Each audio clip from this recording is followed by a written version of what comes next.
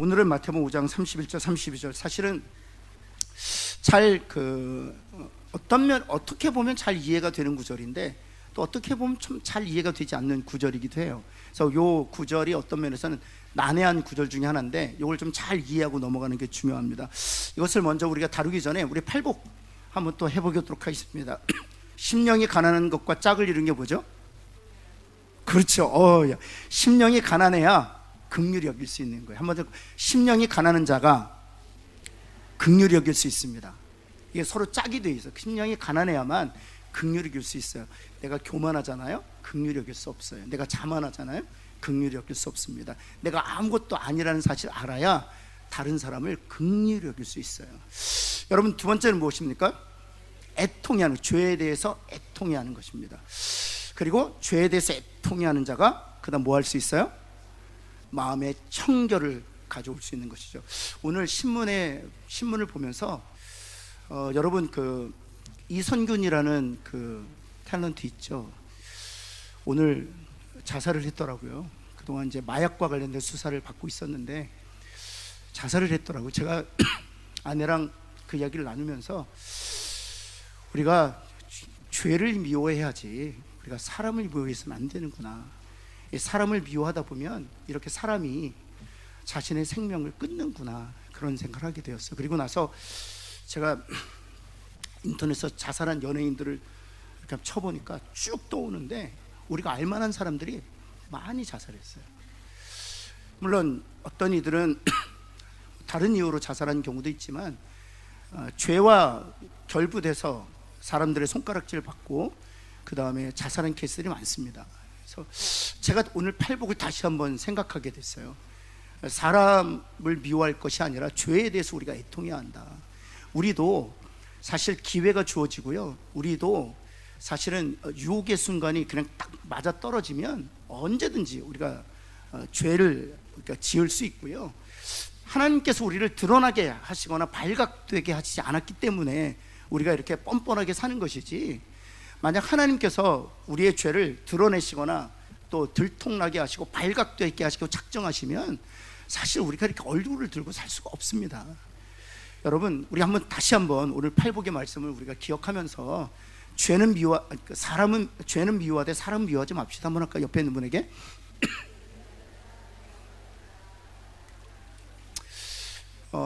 그래서 애통해하는 자가 마음의 청결함을 가져올 수 있고요, 그 죄에 대해서 아파하는 사람이 마음의 청결함 가져올 수 있다는 것입니다. 그 다음에 세 번째가 무엇입니까? 온유한 자. 그렇죠. 온유한 자가 또 그 가정과 공동체에 무엇을 가져다 줄 수 있어요? 화평을 가져올 수 있어요. 한번 옆에 있는 분에게 온유한 자가 화평을 만들어냅니다. 한번 할까요? 그렇죠. 예수님께서 십자가에서 보여주신 것은 사랑입니다. 그러나 또 한 측면으로는 온유예요.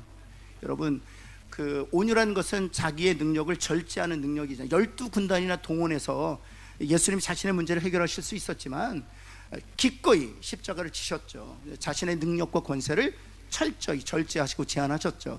그러했기 때문에 세상에 화평을 가져다 주신 것이잖아요. 그래서 온유한 자만이 관계에, 가정과 또 공동체 화평을 가져다 줄 수 있다는 사실입니다. 마지막으로 무엇입니까? 의에 줄이고 목말라. 의에 줄이고 목말라는 것은 이 세상에 주려하고 목말라는 게 많아요. 물질에 주려하고 목말라 하기도 하고요, 또 명예에 주려하고 목말라 하기도 하고요, 사람들의 인정과 사람들 받는 사랑에 주려하고 목말라, 사람들의 칭찬에 또 목말라 하는 사람들 많습니다. 그러나 여러분, 예수님께서 우리에게 구원받은 자에게 부탁하신 것은 그것 말고 의에 주려하고 의에 목말라 해야 된다는 것입니다. 거기서 말하는 의란 무엇입니까? 예수 그리스도의 성품입니다. 한마디로 예수 그리스도의 성품에 목말라 하고 예수님의 성품에 주려해야 된다. 그것이 채워질 때까지 목말라 하고 주려해야 된다는 것입니다. 그러면 그 의를 위해, 의 때문에 박해받고 핍박받아도 기뻐할 수 있다는 것입니다. 여러분, 예수 그리스도의 성품을 닮아가는 것과 이 세상에서 받는 박해, 어떤 관계가 있습니까? 그렇습니다. 우리가 직장과 일터에서도 마찬가지고요, 심지어 예수 믿지 않는 남편과 함께 사는 신실한 그리스도인 부인들이요, 사실은 예수 그리스도의 성품을 닮아내면 닮아낼수록 핍박하고 박해하는 경우 정말 많습니다. 여러분, 우리가 온유하면 화평을 가져다 준다고 했잖아요. 그런데 정말 이게 강팍한 사람들은요 그렇지 않습니다. 여러분 한번 모세 보십시오. 모세가 바로에게 나아갔지만 바로가 더 마음을 굳게 훨씬 더 모진 박해를 하는 것을 우리가 볼 수 있지 않습니까? 여러분, 그래서 의에 주려하고 목말라 해서 예수 그리스도를 닮아가도 그것 때문에 받는 박해와 핍박이 있다는 것입니다. 그래도 의에 주려고 목말라 한 자는 의를 위하여 박해받는 것, 핍박받는 것에 대하여 어찌한다? 기뻐한다는 것입니다. 그것이 우리의 삶의 목표이기 때문이죠. 포기하지 않는다는 것이죠. 여러분, 종종요 우리가 직장과 일터에서 예수 그리스도를 닮아내다가 핍박과 박해가 찾아오잖아요. 그럼 그만두는 경우 굉장히 많습니다. 교회에서도 역시 마찬가지. 어떤 공동체를 내가 담임하고 있을 때, 제가 섬기고 있을 때 내가 예수 그리스도의 마음으로 섬기는데 사실 돌아오는 것이 핍박이고 돌아오는 것이 모진 언사이면 그만두고 싶어요. 다 내려놓고 싶은 것이거든요. 그러나 의에 주려하고 정말 목말라 하는 사람들은 그 의 때문에 받는 박해와 핍박도 기뻐한다는 것이죠. 옆에 있는 분에게 의 때문에 받는 핍박과 박해를 기뻐합시다 한번 할까요?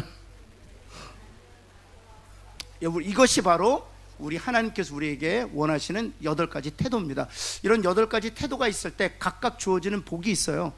천국을 누릴 수 있고요, 그 다음에 진정한 땅의 주인으로 살 수 있는 것이죠. 또 뿐만 아니라 여러분, 긍휼히 여김을 받고 위로를 받는 것, 위로와 관련해서도 말씀드렸지만 하나님이 나의 편이 되신다, 그것이 바로 위로라는 뜻이죠. 여러분, 그런 은혜들을 하나님께 저와 여러분이 주신다는 것입니다. 여러분, 이런 8가지 태도를 구비함으로 하나님께서 저와 여러분에게 주시려고 하는 복을 우리의 삶에서, 또 가정에서, 공동체에서 누리는 저와 여러분 되기를 예수 그리스도의 이름으로 축원합니다. 오늘은 특별히 그 이혼과 관련된 부분을 저희가 다루게 되는데요. 우리 첫 번째 한번 볼까요? 첫 번째 이 진술이 굉장히 그 의미가 있어요. 한번 같이 한번 읽겠습니다. 시작.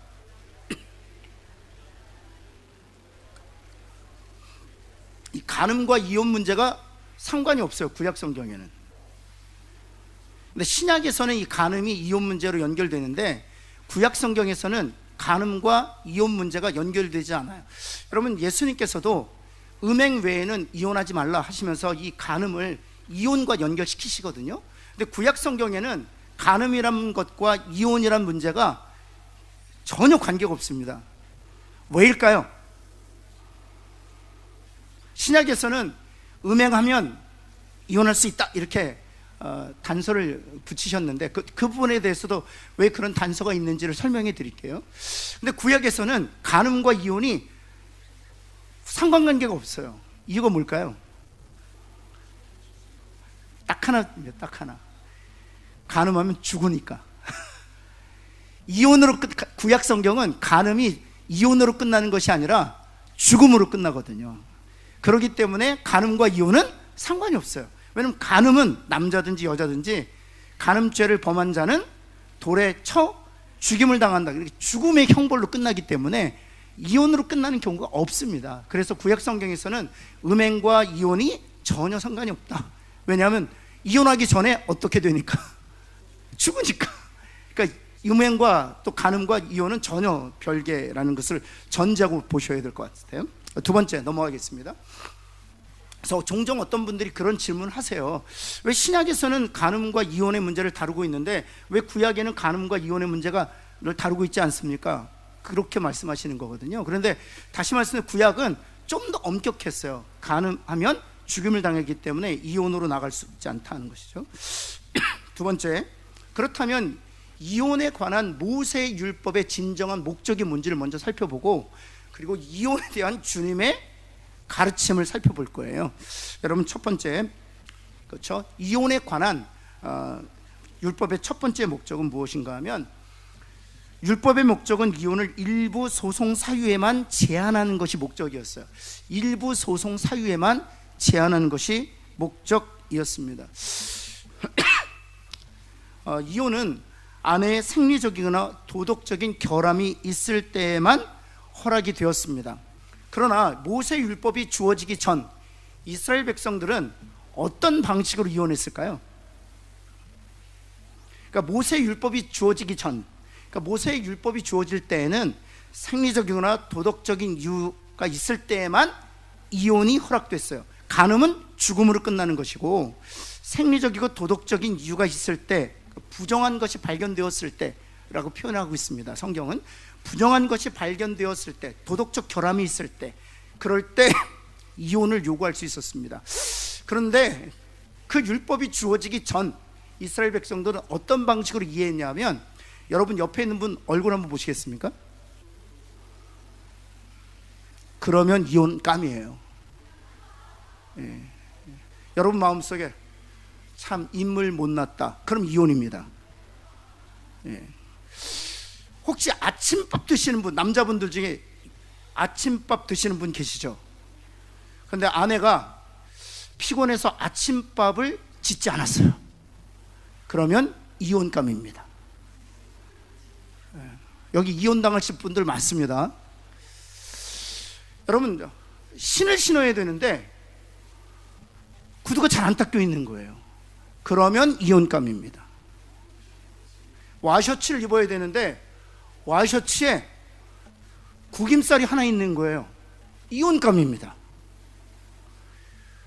옆에 있는 분에게 당신도 이혼감이다 뭐랄까요? 하여튼 수만 가지 이유야. 수만 가지 이유. 그래서 남편의 심기가 불편하잖아요? 그럼 이혼이에요. 이혼. 남편의 심기가 불편하면 이혼이에요. 그래서 왜 하나님께서 모세로 하여금 이 율법을 주셨느냐?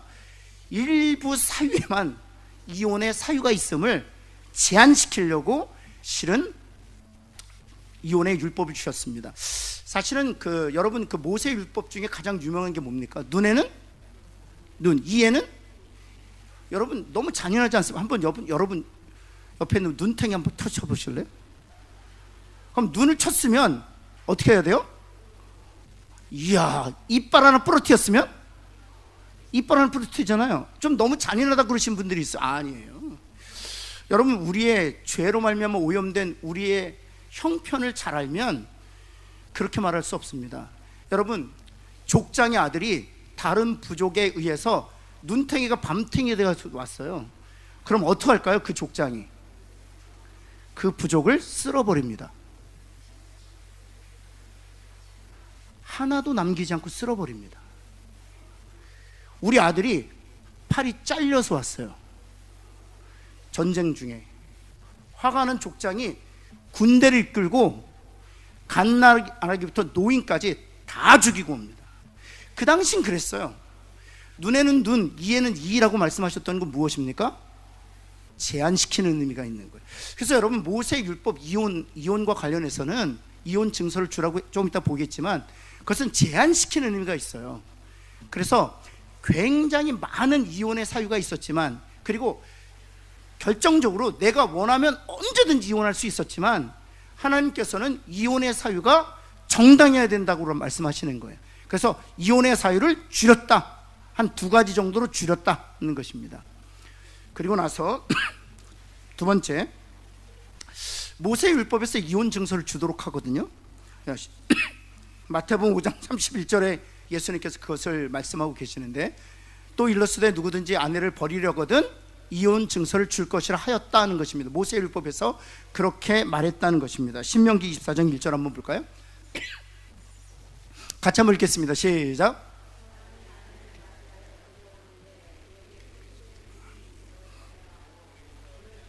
근데 여기 보세요. 수치되는 일이 있음을 발견했고 그 다음에 그를 어찌하면?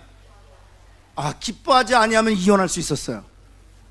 그러니까 수치되는 일이 발견돼서 기뻐하는 일이 아니라 수치되는 일도 있고 그 다음 기뻐하지 아니해도 뭐라고요? 이혼 증서를 써서 그의 손에 주고 그를 자기 집에서 내보낼 것이다 그랬습니다. 여기서 이혼 증서를 주라고 말씀하셨던 것은 무엇인가 하면, 여러분, 이 율법이 주어지기 전 이스라엘 백성들은 이혼 증서 없이도 얼마든지 이혼할 수 있었습니다. 오늘 아침에 결혼하고 점심 때 이혼할 수 있었습니다. 그런데 이혼 증서를 써서 이혼하라고 하는 것, 그래서 이혼 증서를 쓰는 데 있어서 어떤 조항이 있냐면 2명의 증인이 필요해요. 그리고 대제사장 앞에 가서 사인을 받아야 됩니다. 그래서 무엇을 얘기하는 것입니까? 내키는 대로 이혼할 수 없다는 것입니다. 다시 제한하는 의미가 있다는 것이죠. 심지어 이스라엘 백성들은 어떤 방식으로 이혼했냐면 다른 여인에게 호감을 느끼는 순간 자기 아내를 버릴 수도 있었다는 사실이에요. 그러나 이런 수치를 발견하거나 그로 인하여 기뻐하지 않는 것이 발견되었을 때 그때 비로소 이혼 증서, 두 사람의 증인과 더불어서 이제 그것에 대한 이혼의 사유에 대한 두 사람의 증인이 있어야 되는 거예요. 더 나아가서 대지상의 확증이 있어야만 이혼 증서가 효력을 발휘했다는 사실이죠. 세 번째, 지금 제가 모세 율법에 대해서 말하고 있는 것입니다. 주님이 가르쳐 주신 또 3번 또 되게 중요한데 한번 같이 한번 읽어볼까요? 시작. 네, 이혼 증서를 두 사람의 증인과 더불어서 대제사장에게 확증받은 그 이혼 증서를 줌으로 이혼이 완료가 되었잖아요. 그런데 다시 그녀와 다시 결합할 수 없었습니다. 이것이 모세 율법이에요. 왜냐하면 백성들로 하여금 결혼이나 이혼이라는 것이 그들이 마음 내키는 대로 쉽게 처리할 수 있는 것이 아님을 보여주기 위함이었기 때문입니다. 아침에 이혼하고 점심에 결혼할 수 있었습니다. 그리고 저녁 때 이혼하고 그 다음날 아침에 다시 이혼할 수 있었습니다, 유대인들은. 그러나 하나님께서는 이혼의 사유를 두세 가지로 제한하시고 더 나아가서 이혼 증서라는 제도를 만드심으로 말미암아 두 사람의 증인과 대상의 확증이 없이는 이혼하지 못하도록 하셨고, 더군다나 두 사람의 증인과 대상의 확증을 통해서 이혼 증서를 주어서 이혼이 완료된 상태라면 그녀와 다시 결혼하지 못하게 하심으로 이혼이 얼마나 중요한 것인 것을 스스로 알게 하셨다는 사실입니다. 여러분, 세 번째 넘어가겠습니다. 서기관과 바리새인의 이혼에 대한 가르침. 그렇다면 모세 율법의 목적이 이런데 서기관과 바리새인들은 이 모세 율법을 어떻게 읽었느냐 하는 거예요. 모세 율법을 어떻게 읽었느냐. 제가 여러분에게 설명드린 방식으로 모세 율법을 읽지 않았습니다. 제가 여러분에게 모세 율법에 대해서 설명드린 것은 하나님께서 모세에게 주신 율법의 진정한 의미를 말씀드린 거예요. 제안하고 그 다음에 증인들을 보태고 더 나가서 다시 이혼한 여인과 결혼하지 못하게 하므로 이 이혼이 얼마나 하나님 앞에서 중요한 일인을 스스로 남편들이 깨닫도록 하시는 작업에, 그것이 율법을 주신 진정한 의미였습니다. 그러나 이 모세 율법을 서기관과 바리새인들은 다른 방식으로 읽었다는 거죠. 첫 번째 한번 볼까요? 이 1번 첫 번째 문장이 굉장히 중요해요. 같이 한번 읽을까요? 시작.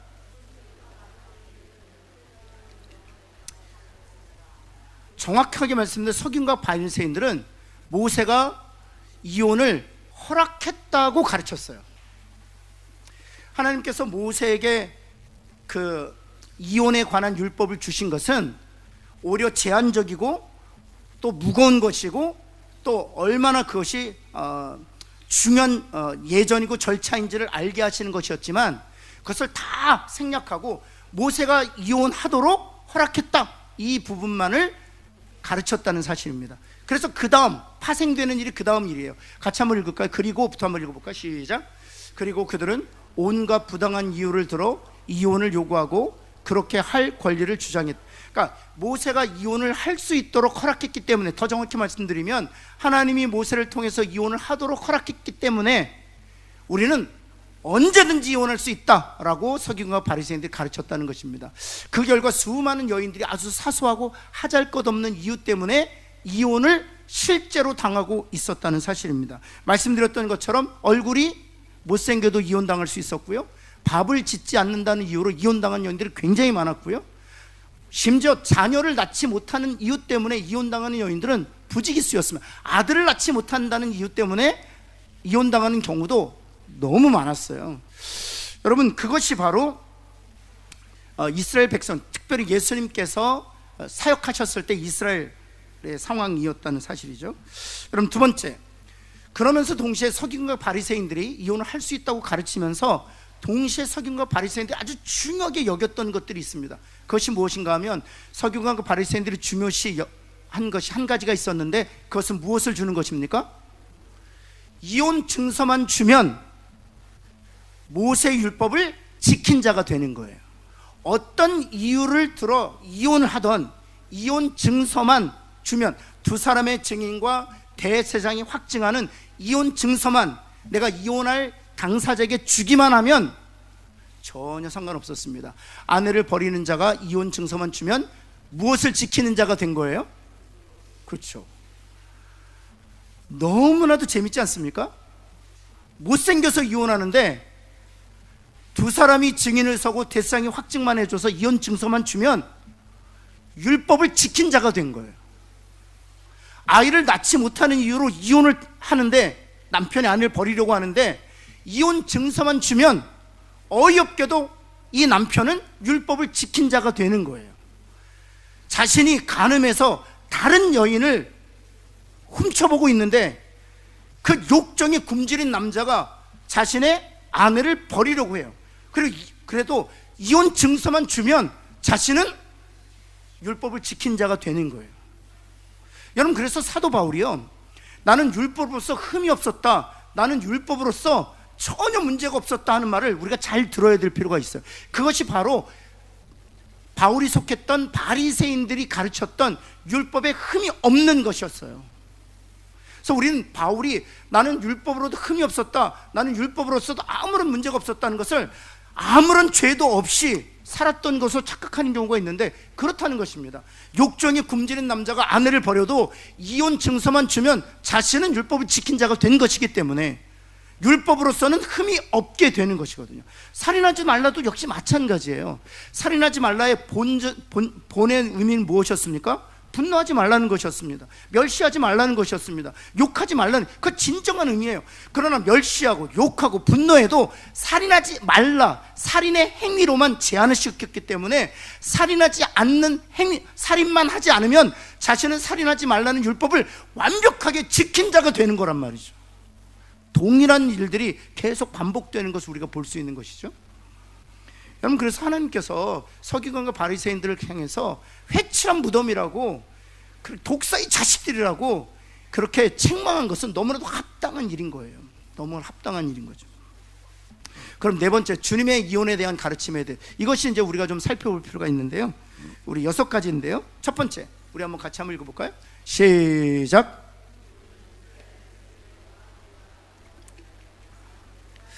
여러분, 그렇다면 왜 모세 율법에 모세를 통해서 이혼 증서를 써서 주라고 말씀하셨느냐? 주님께서 이렇게 가르치셨습니다. 마태복음 19장 8절 한번 볼까요?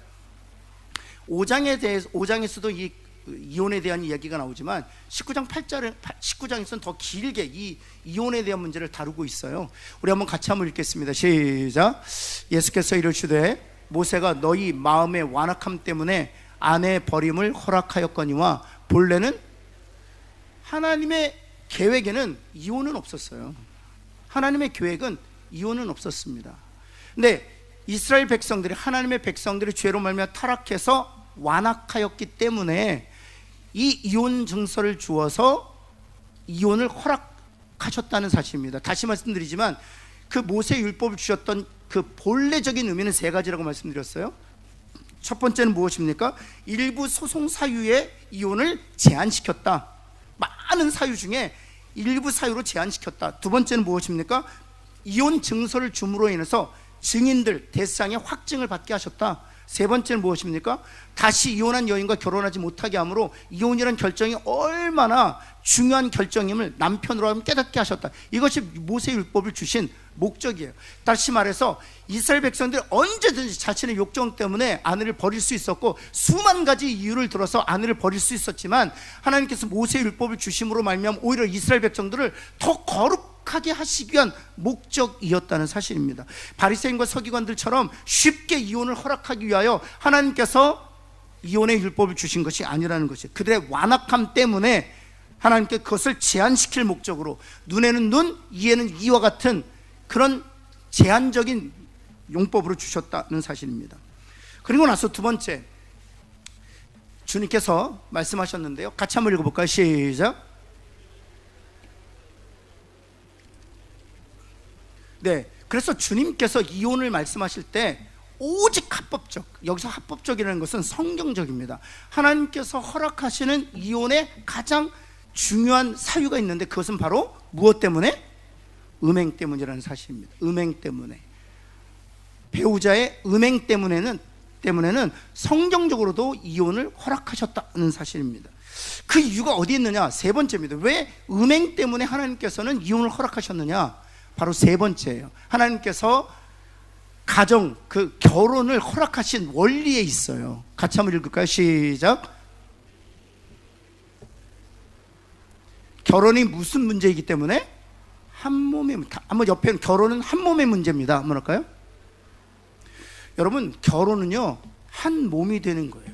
왜 제가 여러분 이 문제를 이렇게 우리가 좀 심도 있게 다루어야 되냐 하면, 이제 우리의 자녀들이 결혼하지 않습니까? 이제 부모님들이 이제 이런 상담을 받을 때가 옵니다. 자녀들에게 여러 가지 문제로 인해서 같이 사느냐 마느냐 이런 문제를 가지고 우리 부모들인 우리들이 상담을 해야 될 때가 와요. 그럴 때 성경적 원리를 여러분들이 가지고 있는 게 굉장히 중요합니다. 성경적 원리, 하나님의 뜻. 하나님께서는 이혼을 허락하셨는데 딱 한 가지 문제, 무슨 문제? 상대방의 음행의 문제에 대해서는 허락하셨다는 것입니다. 그 외에는 하나님께서 허락하지 않으셨다는 것이 성경적 뜻이에요. 뿐만 아니라 음행을 왜 이혼을 허락하는 사유로 허락하셨느냐 하면 결혼이 한 몸의 문제이기 때문입니다. 여러분, 마태복음 19장 8절 말씀 한번 읽어볼까요? 이 결혼의 원리가 이래요. 같이 한번 읽겠습니다. 시작.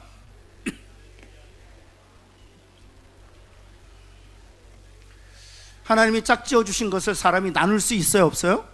없어요. 그러나 음행함으로 스스로 아내로부터 남편으로부터 스스로를 분리시켰다는 사실이에요. 그래서 음행이 이혼의 사유로 합법적이다, 주님께서 말씀하고 계시다는 사실입니다. 여러분, 그래서 우리가 자녀들 상담해 줄 때, 혹시라도 지체를 상담할 때 다른 연유라면 우리가 기도하자고 얘기할 수 있습니다. 근데 음행의 문제라면 우리가 성경적으로 얘기해 줄 수 있어요. 그 다음에 여러분 5번입니다. 5번 4번 같이 한번 읽겠습니다. 시작.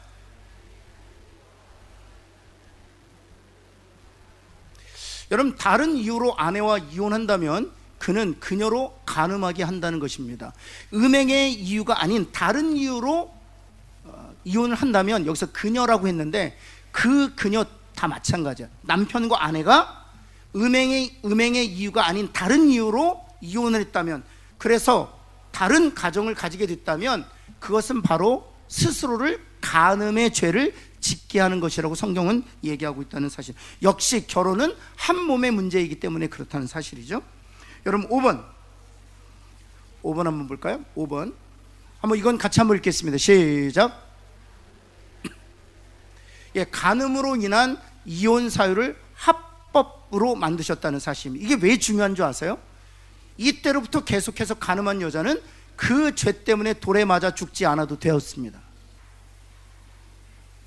유대 사회에서 예수님께서 말씀하신 이 말씀 때문에 간음한 여인은, 제가 구약의 간음과 이혼은 상관계가 없다고 말씀드렸죠. 왜냐하면 간음한 여인, 또 대부분 간음한 여인이거든요. 간음한 여인은 어떤 형벌에 처해지기 때문에, 이게 돌에 맞아 죽는 그 죽음의 형벌에 처해지기 때문에 사실은 간음과 이혼이 별 관계였어요. 그러나 주님께서는 음행을 이혼의 사유로 합법화시킴으로 간음죄를 져도 여인이 더 이상 죽지 않게 되었다는 사실입니다. 여러분, 여전히 명예살인이라고 행해지는 거 보시죠? 지금도 인도나 파키스탄 같은 데에서는요, 그리고 아프리카 몇몇 나라에서는요, 명예살인이라는 것으로 딸들이 죽임을 당합니다. 단순히 데이트했다는 이유만으로 아비가 우리의 가문을 욕되게 했다 그래서 돌로 쳐 죽입니다. 이게 명예살인이거든요. 여러분, 예수님께서 철저히 그것을 막고 계시는 것이죠. 그 다음이 중요해요. 그 다음, 이제 6번째가 사실 가장 중요합니다. 우리 한번 같이 한번 읽어볼까요? 시작. 이게 가장 중요해요. 옆에 있는 분의 간음도 용서받을 수 있습니다. 한번 할까요? 네, 여러분, 이것이 하나님의 마음이에요. 그 음행을 이혼의 사유로 합법화시키신 것도 간음 때문에 생명을 잃게 되는 여인들을 구원하시기 위함이고요. 더 나아가서 여러분, 요한복음 8장에 어떤 일이 있었습니까? 현장에서 간음하다 잡힌 여인을 데려오지 않습니까? 여러분, 그때 주님께서 그녀에게 이렇게 말씀하세요. 요한복음 8장 11절 말씀 같이 한번 읽겠습니다. 시작. 나도 너를 뭐한다? 이 정죄가 뭐냐면 너가 죄 있다, 네가 간음한 죄를 졌다라고 못 박지 않겠다라고 얘기하는 거예요. 여러분, 한번 십자가에서 예수님께서 흘려주신 보혈의 능력을, 그리고 그 크기를, 그 깊이를 한번 생각해 보십시오. 여러분, 예수님께서 십자가를 흘려주신 보혈은 살인죄도 간음죄도 다 용서할 수 있는 능력인 것을 저희들 믿지 않습니까? 따라서 간음했다 할지라도 우리가 이혼할 수 있습니다. 근데 간음했다 할지라도 그리스도의 보혈로 하나님께서 씻기셨다면 우리도 간음한 자를 용서해야 된다는 것이죠. 이것이 바로 하나님 주님께서 우리에게 가르쳐 주신 사실 음행과 이혼에 대한 진정한 의미예요. 여러분, 이혼할 수 있습니다. 음행의 연고로 인해서 이혼할 수 있습니다. 제가 오늘 뭐 이런저런 얘기하다가, 제가 오늘 이 본문 가지고 아내와 얘기하지 않았거든요. 그러는데 오늘 뭐 이런저런 얘기하다가 아내가 그러더라고요. 여보, 내가 다른 건 다 용서할 수 있는데 여자 문제는 안 돼, 그러더라고요. 제가 뜨끔했어요. 오늘 이 본문을 어떻게 알았을까? 이 본문을 어떻게 알았을까? 네, 여자 문제는 안 돼, 그러더라고요. 여러분, 정말 그렇습니다. 그러나 여러분, 우리가 예수 그리스도의 십자가의 보혈의 능력으로 말미암아 우리가 죄사함을 얻은 자로서 우리가 어디까지 장성한 분량에 이르러야 하느냐. 주님이 현장에서 간음하다 잡힌 여인도 정죄하지 않은 그 마음을 닮아가는 것이 더 중요하다는 사실이에요. 한 번은 어떤 일이 있었냐면, 우리 한국에서는 가능하지 않는 일이에요. 제가 정말 좋아하는 목사님이 한 분 계셨습니다. 고든 맥도날드라는 목사님이 있는데, 그분이 이제 열매 맺는 지도자라는 책을 썼어요. 아주 소책자인데 저에게 굉장히 감명 깊게 읽었습니다. 그런데 제가 공부하고 있을 때 이 고든 맥도날드 목사님이 스캔들이 생긴 거예요. 성적인 스캔들이 생긴 거예요. 그래서 교회를 사직하게 됐습니다. 그 목사님 섬기는 교회가 한 3,000명 정도 모이는, 그래서 미국 동부에서 그래도 아주 좋고 건강하고 보수적인 복음적인 교회였어요. 근데 여러분, 나중에 한 1년 뒤에 제가 어떤 소식을 듣게 된 줄 아세요? 그 교회 장로님들이 모이셨습니다. 그리고 나서 그 목사님이 스스로를 치유할 수 있도록 3년간의 시간을 들였어요. 그리고 모든 상담의 비용을, 그리고 가정이 회복될 수 있도록, 사모님과 목사님이 다시 회복의 길을 갈 수 있도록 중보 기도팀이 붙기 시작했어요. 3년 동안요, 철저히 회개하고 3년 동안 카운셀을 통해서 철저히 내부적인 문제가 해결되고, 그리고 딱 4년째에 다시 강단에 섰습니다. 그리고 그 교회가 그 이전보다 더 건강한 교회가 됐어요. 저는 우리 교회가 죄인을 품는 교회가 되기를 원해요. 여러분, 예수님께서는 죄인들을 구원하시기 위해 십자가에 자신의 몸을 내어주셨잖아요. 그런데 율법적인 교회는 바리새인과 서기관들처럼 차가워져요. 정죄예요. 그러나 정말 복음과 생명이 살아있는 교회는 바로 그 고든 맥도날드 목사님의 교회 같이 실패하고 또 실수하고 때는 죄의 수렁에 빠져 있지만, 그것이 목사일지라도, 그것이 장로일 수도 있고요, 그것이 시무 집사님일 수도 있고요, 그것이 권사님일 수도 있어요. 그것을 드러내고 손가락질하고 정죄하고 끊어내고 잘라내는 것이 아니라 오히려 그것을 치료하고 회복시키기 위하여 함께 기도하고, 그가 건강한 길을 갈 수 있도록, 그 가정이 온전히 다시 세워질 수 있도록 기도하고 중보하는 것이, 그것이 생명과 은혜가 복음이 있는 교회인 줄을 믿습니다. 그런 저와 여러분 되기를 예수 그리스도의 이름으로 다시 한번 축원합니다. 네, 기도하겠습니다.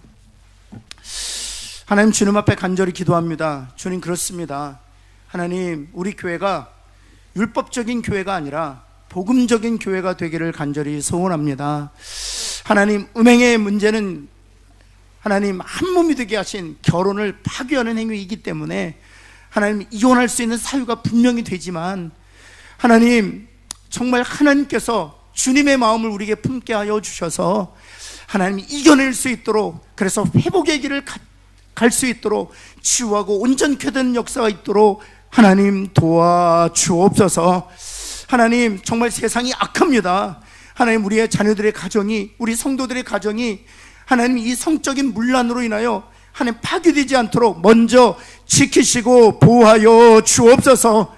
하나님, 그러나 이런 문제로 인하여 넘어지고 하나님 쓰러지는 가정이 있다면 하나님 손가락질하거나 정죄하는 하나님 그런 교회 되지 않게 하여 주옵시고, 오히려 그것이 드러나고 하나님 그것이 알려지게 될 때 서로 아파하고 애통해하고 하나님 붙들고 기도하고 그 가정이 온전케 되고 그 가정이 회복의 길을 갈 수 있도록 지원하는 그런 주님의 교회가 되게 하여 주옵소서. 우리는 할 수 없습니다. 하나님이 사랑을 부어주셔야 감당할 수 있습니다. 2024년도에는 하나님 사랑을 충만히 부어 주옵소서. 그래, 주님의 사랑으로 이 일을 감당하는 저희를 되게 하여 주옵시고, 찢겨진 가정, 상처 입은 가정, 회복 불가능한 가정들이 하나님 우리 교회 공동체로 나와 회복되고 치유되고 온전하게 되고 건강한 그런 가정이 되는 역사가 있도록 하나님 도와주옵소서. 우리 주 예수 그리스도의 이름으로 간절히 기도합니다. 아멘.